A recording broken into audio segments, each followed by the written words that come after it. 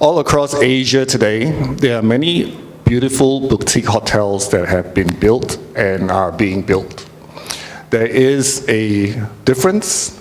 A lot of attention has been placed onto the look of the hotel, in the rooms, beautiful rooms, a lot of attention and detail placed in the lobbies, gorgeous designs. We're talking about stylish boutique hotels ranging from luxury right to the low-cost boutique hotels. However, are we missing something? If we compare many of these boutique hotels to the international chain hotels, there is a difference in terms of the level of privacy that you will enjoy and also the quality of sleep that you would have in these hotels. Now, for example, I recently stayed at a boutique hotel not too long ago. I could tell that the neighbors were having McDonald's for supper because they were arguing who ordered the Big Mac and who ordered the cheeseburger. Now, the conversations were coming right through the walls, like as if there were no walls. Now, today, with everyone having a smartphone, this satisfaction with the environment is posted online relatively quickly. This would affect your reputation as a hotel, which could also affect your revenue. Now, I didn't post this. This is taken from booking.com as an example. Now, if we were staying here in a Sheraton type hotel, it is quite unlikely that you will face such problems. If you were staying at a Sheraton hotel in Jakarta, you were staying it in Bangkok or in Shanghai, you would expect and you would enjoy the same level of privacy across these hotel chains. Now, we're going to be talking about why is that so. If we look at acoustics, we're also going to be talking about costs in terms of buildability. How does building for acoustic performance affect your building costs? How fast can you build it? Does it affect your financing and your early startup business? And we're going to be touching on all these topics as we go along. Now, first of all, let's look at, for example, your home. Let's imagine that you have a home somewhere in the suburbs. You have traffic noise, you have cars, trucks, buses, someone mowing the lawn. You have, if you're close to the airport, you have a plane. All these outdoor sounds that are coming into your home. And within your home, if you're having friends over here, having a talk, having a chat, that's actually more noise that's created. Within the rooms, you've got your kids playing musical instruments, running up the stairs, more sounds. Now, what we're trying to say is, all these sounds are not the same. All these sounds permeate at different frequencies. So the solutions that we have to address all these different sounds are varied. And the cost would also impact the solutions. Now, Now just imagine this building is now your hotel in downtown Jakarta. So if somebody is having a chat in the room, someone's taking a shower, we will want to ensure that the sounds created in the one room does not permeate into the other room to create disturbance for the guests. So there are 5-star hotels, there are 4-star hotels, there are 3-star hotels. Now, other than the level of facilities and the services that are provided to you and the rates, the room rates, what sets them a little bit apart from all of the rest is the hotel brand acoustic requirements. Now, we stayed at the Sheraton Hotel. There is actually a design guide for acoustic performances for most of the functional areas in the hotel that's replicated across their brand in many other different countries. So for example, in our experience here, for a Starwood brand, you will find the acoustic performance for guest rooms, for example, is STC 55, that's sound transmission class 55, and for guest room to corridor, STC 50. But try to keep these two figures in mind because I'll try to revisit this again. The fire rating will comply to the local fire codes, or if there's a need, to upgrade it if the code's a little bit too lax. Now, in our experience again, with the Ritz-Carlton type hotels, you will find very similar STC requirements between guest rooms and from guest rooms to corridor. Now, in many countries in Southeast Asia today, construction is still very traditional, still very conventional. If we look at a typical masonry wall, here lightweight concrete block wall, for example, what's commonly used would be 100 mil thick.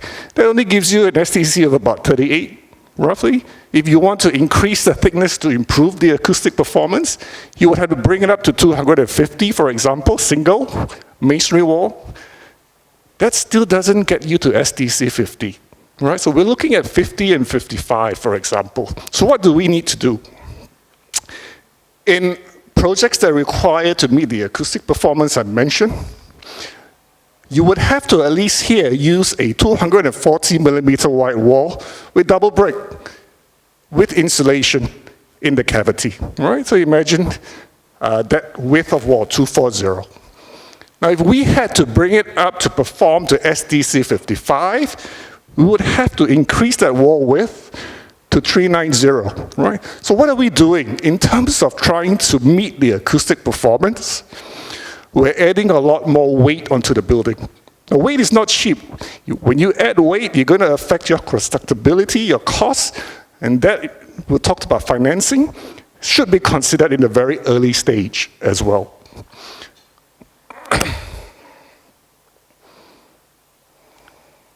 An example here, we've done some proposals and value engineering for a Mercure type hotel where the STC requirements are 46. Most of the thinner block work doesn't meet the requirements, so we had to recommend and do a comparison for the developer. If you were to use a masonry wall, that's the amount of weight that you will have to use on your building, and you have to design your structure accordingly. But if you were to use, for example, a drywall, it's going to be so much more lighter. There's so much weight per floor that we can actually remove. Now, when you remove weight, you remove costs and you increase your constructability, making it faster to complete the building. Now, when you do that, what are we doing? Because you're removing dead weight out of your building, you're actually going to be reducing your structural concrete use because it doesn't need that much concrete with a reduction in your dead load. So you're going to be able to build a greener building if you're concerned about sustainability. Right. When it comes to thermal savings, right? There is a concern for hotels about costs, and we talk about operational costs. How can we reduce that? Now, quite a bit of that savings actually comes right in the design stage of how much, sorry, it's a bit of a lag there. How much can we save on our electricity bills? Now, we've done a study with a third-party engineering company called Jacobs Engineering. We've done multiple studies in many countries across Asia, and this is just one of the results, which I hope will come out soon. Okay, now in terms of solar transmissions, if we look at solar transmissions coming through the building, comparing brick with lightweight concrete block wall with an external drywall, you could save up to 90% in your energy savings. The amount of energy you use to actually cool down the rooms just by choosing the right wall from the very beginning. This study shows that you could save up to $147,000 US from the beginning selecting the right wall. Now, how is this so? That this is because if you look at building materials from brick to precast wall in our Duroc external walls, all these walls have got its own U values. Now, U value is generally how much heat is able to be transferred through that wall given a specific width. And you will find that brick wall is actually quite high. It's got a very high U value. But if you decide to use precast, this is very interesting. When you use precast walls, your U value, if you don't insulate it, is even higher than conventional brick. So you'll actually be using a lot more energy to cool down your rooms because there's too much heat being transferred through these walls. Right. We also look at productivity. If you look at construction productivity, Singapore Building Construction Authority, for example, the BCA, has actually benchmarked different types of walls and how productive they are. You can actually see that the brick wall has actually very low productivity. And if you have to build a hotel to meet those acoustic performances of STC 55 and 50, where you probably have to use a lot more masonry work, you're even going to slow it down even more. Now, thinner walls, same acoustics, is it possible? Yes, so these are some of the walls that we've used for hotels in the region. You will find that for an STC 55, very simple system, one metal stud with 2 boards on each side with insulation, a wall width of 156. 156 will achieve an STC of 55. If you use masonry wall, it's going to be a lot bulkier, right? It's a lot of weight you got to add onto that wall. Corridor to guest room, STC 50, we can actually do it with drywall of a 126, a slightly slimmer wall. Again, with masonry wall, a lot thicker. Now, there is a perception that drywall is actually inferior product. I would say it's because of our experience of drywall in the office. Right? Many times we work in an office, there's a partition, and that's what it is. It's just a partition to a partition, one area to another. There's no consideration on the acoustics, or no consideration in terms of the robustness of the wall. So a very simple partition of one stud with one layer on each side will give you an STC 41. Very equivalent to a masonry wall. Upgrade that with another layer, so 2 layers on each side, you get STC 51, right? That's actually good enough for your hotels. Include insulation, and you have an STC of 56, right? And all these are actually based on test reports. Now, there are times when we always do an acoustic field site test. We put out a wall, we do an acoustic field test, and it doesn't perform to expectations. There are some remedies where you actually come in to put a wall lining to improve the acoustics, but then again, this may be a bit problematic. You're introducing 2 trades in your construction sites. The guy who comes in to do the masonry wall, and the guy who comes in to do the lining. So actually, who's responsible if it does not work? Right, we'll just talk briefly about basics of acoustics. We talk about the numbers, but I want to give you a feel of what it actually means. Generally, there are 2 types of acoustic criteria that we look at. One is sound insulation versus sound absorption. So insulation is basically where sound transfers from one room to the other room through a wall, floor, or a ceiling. Right, that's the STC in general. There is a guide to indicate the different types of walls with different types of STC so that designers can actually choose which walls are suitable for the building occupancy types. So the rough guide will be STC 50, loud speech cannot be heard. So this will be quite suitable for the guest room to corridor areas.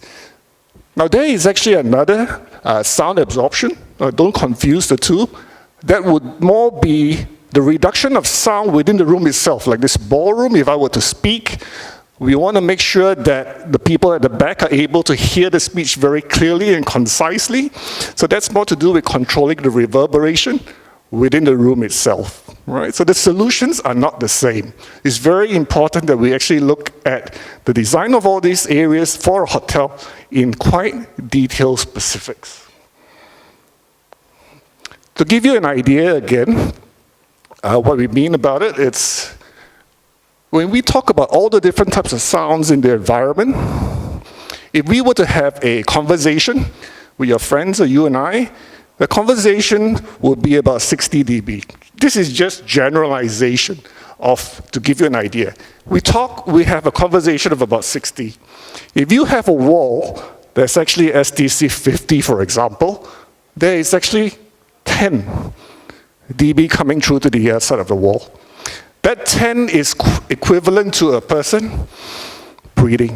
So you can imagine the numbers now give you an idea, likely how it's supposed to work. So what's the best way to go about designing hotel walls? Well, what we normally do is we try to work with the designers to understand what is the acoustic requirement for the hotel chain that you want to work with. The fire separation plan, we need a copy as well. We try to understand the whole layout. From that, we can actually mark out different types of wall with different types of costing to you in the design stage to understand how much is it going to be for me to meet the acoustic requirements. Right, so these are just some of the examples of a proposal we normally do for our clients.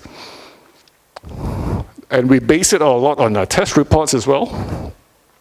Now, there's some areas where, we'll skip this, sorry. We've also done a lot of studies, and we can share those reports with you at the counter. Different types of walls with different types of conventional and post-tension structural systems, how does it affect your costs? Based on a typical hotel Starwood requirement again, which we can actually show you that there's a lot of wall load that we can reduce. How much wall load can we bring it out? How fast can we construct this building?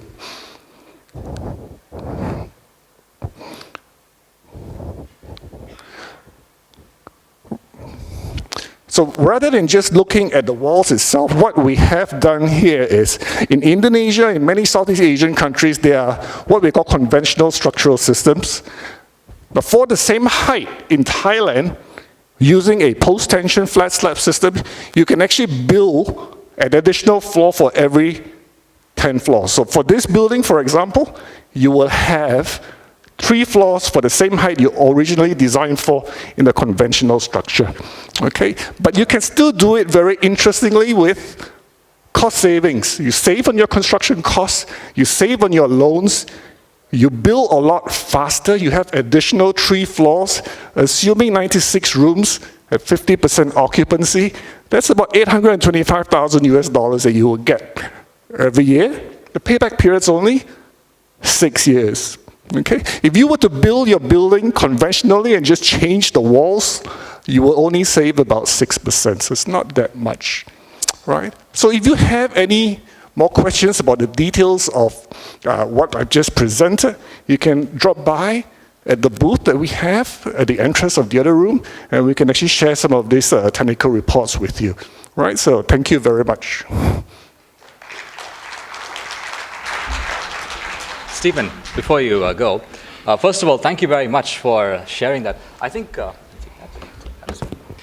one of the most interesting insights that you raised was that last slide, in fact. You know, a building of the same height using your flat structure can actually create 3 additional floors and $800,000 plus a year of additional savings. I think that was a real eye-opener, so thank you for that. There's something that definitely interests us. And as Stephen pointed out, USG Boral does have a stall set up, which is there in the opposite hall. And Stephen and his team are on tables number 1 and 2. So if you'd like to meet Stephen and the rest of his team, head on over to tables number 1 and 2 to learn more and even see exactly what the product is and learn a little bit more about it and even know those reports that you were referring to earlier. Thank you very much. Appreciate it. Thank you.